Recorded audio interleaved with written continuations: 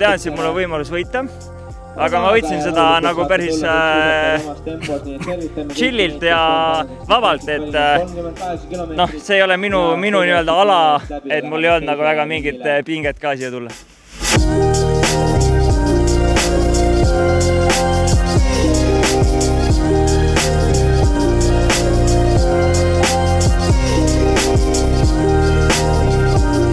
Lõpp on väga raske, aga üks lemmikuid ikkagi.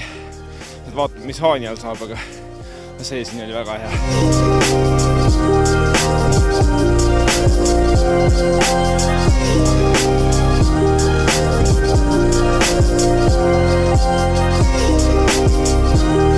Ühesõnaga väga mõnus sõit oli.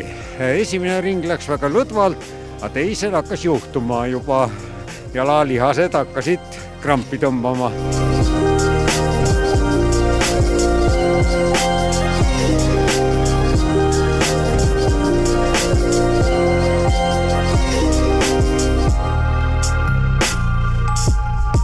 Ma lihtsalt natuke palvetasin, et ei oleks alguses mingi väga kõvad tõmmet, et kohe läheb siuke raskeks see võistlus. Et õnneks see algus oli minu arust siuke sujuv, mõnus, et sain natukene nautida ka maratoni enne, kui see raskeks läks.